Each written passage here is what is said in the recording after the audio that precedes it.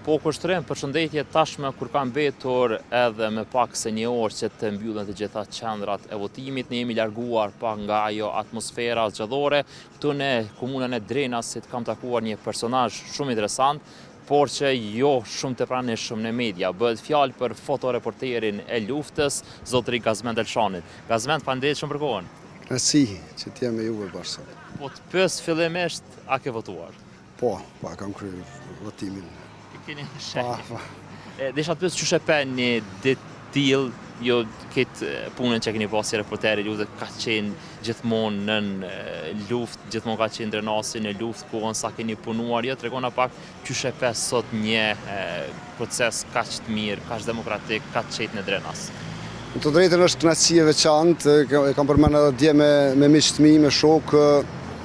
Mbrom ishte një natë feste për shkak të vitores kombëtares së Shqipërisë dhe natën e mbrom, domon një natë para zgjedhjeve të jetë aq ditë feste edhe aq natë e mirë që të gjithë të rit Drenasit sigurisht edhe të Kosovës të festojnë pa dallim partije politike, pa dallim të gjithë të lirë me një kënaqësi të veçantë, kështu që një përjetim fantastik. Sot dita ishte perfekte,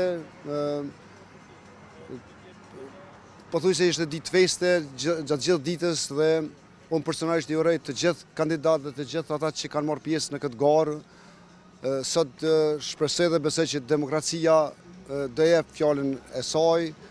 Të gjithëve i uroj, qytetarëve dhe të gjithë kandidatëve. Për ata pak shikues që nuk e njohin Gazin, Gazi ka qenë një ndër shtyllat kryesore të radios Kosova e Lirë gjatë kohës së luftës, me seli në këtu afër në fshatin Berish.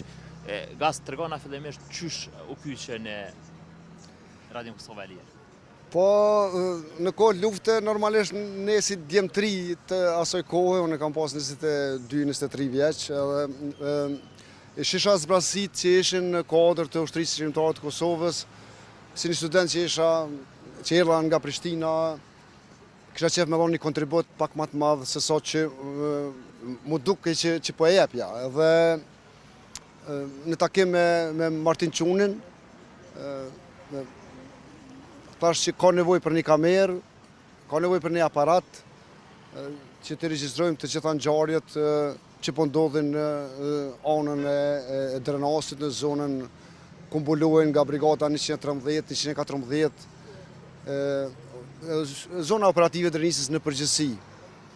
Dhe Martini ma siguroi një kamerë të mirë nga shtabi i përgjithshëm si duket, edhe nga atëherë fillova të xhiroj dhe të fotografoj edhe një fotoaparat, të fotografoj ngjarjet që ndodhin dhe të cilat ko pas ko i raportonim ose i dërganim në Radion Kosova Lirë gjatë kohës së luftës. Po, Gaz, tash edhe kemi edhe bunkerin e rindërtuar dhe Drenasi po zhvillon një proces kaq mirë demokratik, cila po të pyes shkurt, cila është porosia që keni ju sot për qytetarët e Drenasit?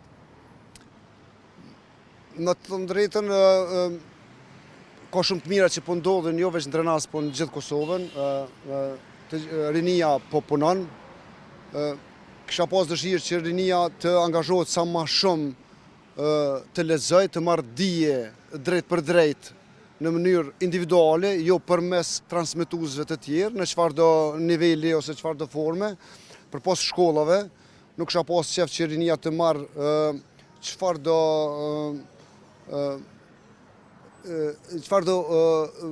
trajtimi historik ose përshkrimi historik ose përshkrimi shkencor nga palët tjera në çfarëdo aspekti, qoftë ai fetar ose edhe në aspekte tjera.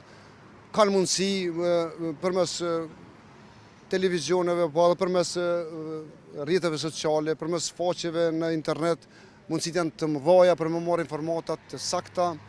Ka edhe shumë libra të cilat mund me downloadu dhe me marrë secili prej neve me marrë informatën direkt, pa e pyet X-in as Y-in se çka ka ndodhur këtu, po me u me marrë një opinion direkt vet.